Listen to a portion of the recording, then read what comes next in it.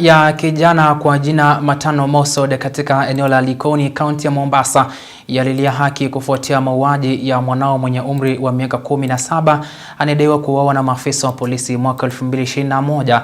Babake mwenda zake ameelezea masikitiko yake kuwa licha ya kuthibitisha kuwa mwanafunzi huyo wa kidato cha 3 alipigwa risasi kichwani na kifuani, afisi ya ODPP imesalia kimya kwa miaka mingi bila kuchukua hatua yoyote ya kisheria. Mashirika ya kutetea haki za binadamu yakilaumu ofisi hiyo, huku yakitoa makataa ya siku 7 kesi hiyo iangaliwe, la sivyo yataongoza maandamano makubwa kudai haki kwa kijana huyo.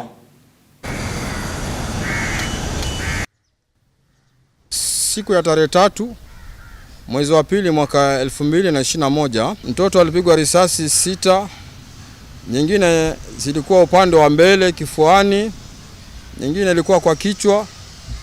Sehemu 6 risasi zimetajwa zaidi hapo. Hawa walikuweko hao maskari walimchukua kwenye kibanda, wakamweka chini hapo, wakamdhilalisha, akipiga kelele hapo wakampiga risasi 6. Sehemu moja zote, na walipompiga pia kwa ule uoga wao ama kwa vile mahali kuna haki, vitu vyote waliacha hapo. Ule ushahidi wote wa risasi tulikuja tukapata na watu waipoa hapo chini. Risasi tukapata risasi 6 na magamba eneo hilo mmoja ambao walimlaza chini. Mimi kama mamake Matano nasikia uchungu sana kuona haki kwa mtoto wangu haitendeki, na kwa wengine nikiona ni juzi tu mambo yafanyika na washughulikiwa majambo yao kwa haraka, lakini hili la mtoto wangu tangu tarehe 2 mwaka wa 2001 naona limesimama mpaka sasa, na kila kitu tulishughulika na halifanyiliwi mkazo. Siwezi kujua hapo mbeleni kumefanyika nini wala kumepitika nini. Wale waliofanya kisa hicho sijasikia hata moja kushikwa wala nini.